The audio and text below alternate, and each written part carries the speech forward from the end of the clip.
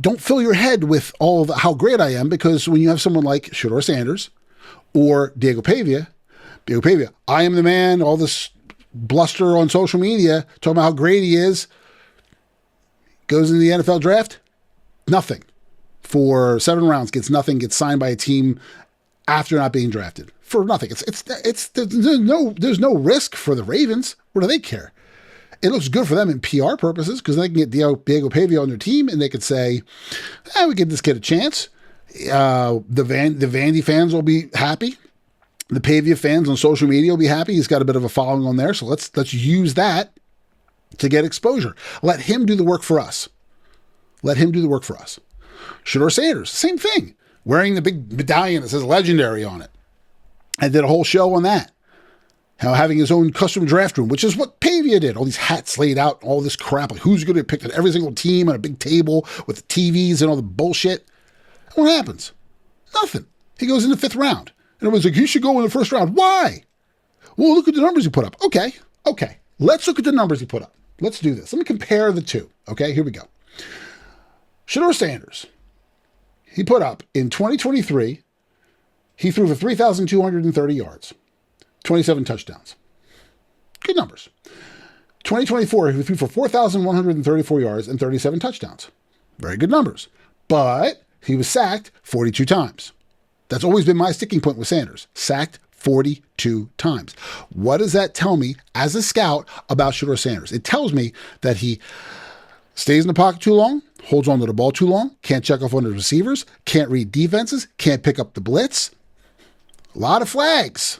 That's what it tells me as a quarterback what his problems are. Well, what about the offensive line?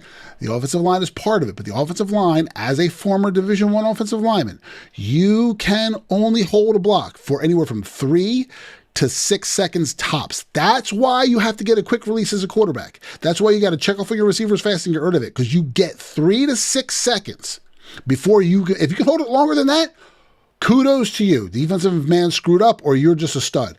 But for the most part, 3 to 6, maybe 3 to 5.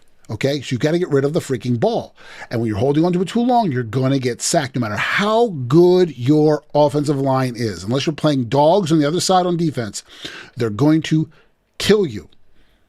That's the problem I have with Shadeur Sanders, okay? Then he got all arrogant and pumped himself up. Now, it didn't help that his father pumped him up, but we'll talk about Dion soon. Now let's talk about Pavia. Diego Pavia. For Vanderbilt for 2 seasons. 2024, he threw for 2,293 yards and 20 touchdowns. And for 2005, he threw for 3,539 yards and 29 touchdowns. Good numbers. But he's also 5'9".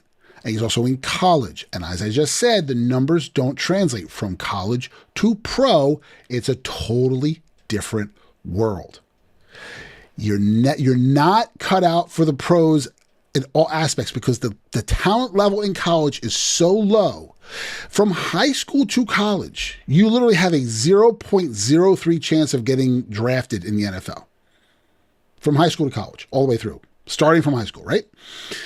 You have like maybe a 3% chance, maybe, from college to pro. Maybe. The chances are slim.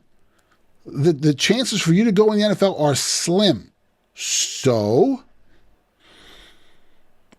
of course, you're going to be competing against other people in the NCAA who aren't as good, because they're not going to be able to go to the NFL either. Doesn't matter how we think they are. It's how they compare to the next level. And are you going to get drafted at that next level? You can be a stud. That's just like in high school. You can be a stud in high school. Okay? But remember, if they say that 7% of athletes, it's less than that now, though they'll say 7%, it's less than that. 7% of football players go to college from high school, right? 7%. So they say.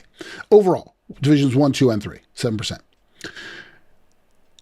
Let's go with 7%. 7% that go, that means are you better than 93% of the other players?